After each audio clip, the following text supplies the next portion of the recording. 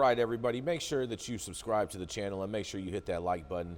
This is another reactionary video, and today we're going to be playing a video from my good buddy, Mr. Elliot Lewis, the CEO of Catalyst, where he is having a reaction in regards to the state's erroneous taxes. And we're going to kind of break this down a little bit and dissect it a little bit and help it possibly make it a little bit more easier to understand exactly what's going on and how the state of California is raping every single cannabis company.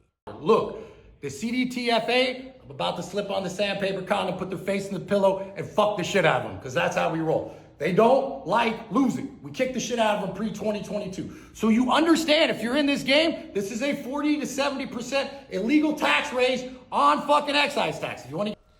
I find it really interesting that he used the analogy of fucking and sandpaper in the same sentence, but we're going to continue.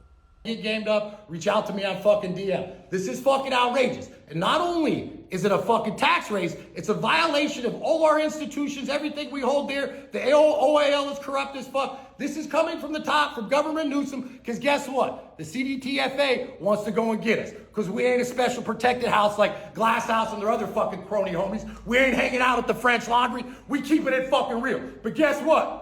We know how to take it to the judiciary. Check it out, right? So they want to say that it's a state of emergency. You see?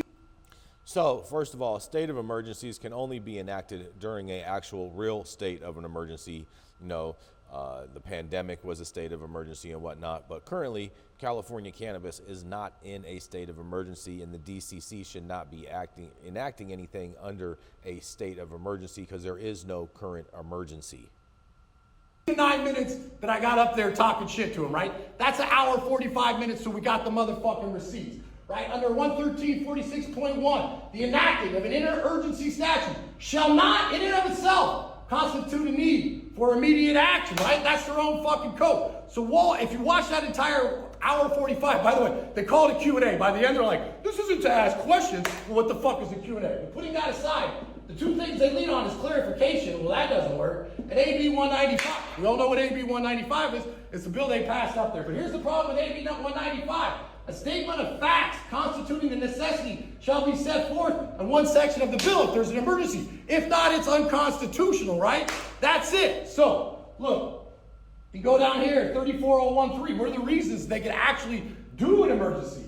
Immediate interest of the public peace, health, and safety, and general welfare, right? So look. Again, he just went down the reasons of what they can call a state of emergency for. There is no current state of emergency. Challenging them on the law, but let's just take a step back. The claiming of a fake emergency is totally unnecessary. Prop 64 is fucking 7 years old, right? They already have 3,700. Even more egregious. In the 3,800, they retroactively, without notice, amend 3,700. They're just doing whatever the fuck they want. Now, we're going to take it to Superior Court, because that's what we're going to do. We're going to file. I actually support him on this move to take it to Superior Court, because ultimately that's going to be the only place that you're going to get any injustice for this thievery that is happening to all cannabis operators throughout the state because of this erroneous excise tax. Deck relief. Y'all getting a lump of coal for Christmas, maybe it goes a few days past. But one thing's for fucking sure. We ain't gonna fucking bend a knee. We're not gonna listen to you bullshit emergency, and we're gonna keep fucking going. And by the time all the dust settles on this motherfucker, and this is motherfucking case law, it's gonna be 40 to 70% off that 15% that they're illegally collecting. This has all been in the paper since 2018. And what they need to do is get the money for the SEIU. That's what the fuck is going on here. And nobody's speaking up. Nobody from the managerial class. We're going to take this fight to the CDTFA. And yes, I believe that their motherfucking face is in the pillow. And right now, the lawyers are putting on the sandpaper condom. And Catalyst's going to tap that ass, because that's what the fuck we do. Watch this story. Biggest story of the year. Emergency regs. Because they don't like losing. They don't like how Catalyst files. They came out the day after our fucking appeal.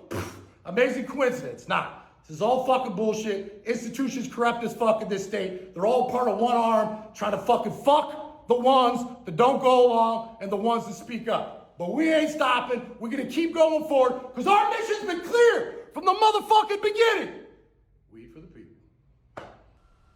All right, so basically what he is saying, okay, so I want to make sure everyone understands all of this, is that when you have a product in the California cannabis market, you pay a 15% excise tax, which is based off of the actual retail value of the product. However, the only thing that's subject to the excise tax by law and how Prop 64 is actually written is actual marijuana.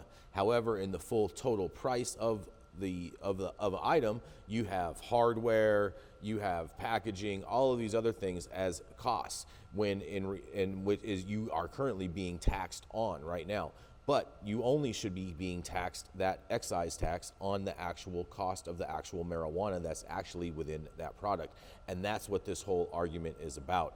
And so I support Elliot on this. I do believe that the state is erroneously taxing people based on this. And if you look at the definitions in Prop 64 in regards to what is taxable and the definitions of marijuana, as well as the definitions of hardware or other products, you can see a clear definition that those items should not be included in the excise tax in the final cost of goods sold, or they should be sold as two separate items with individual SKU where you're purchasing the actual marijuana and then the hardware separately, and bring one SKU item up as two items. There has to be some kind of a solution, but right now the state of California is getting over on you.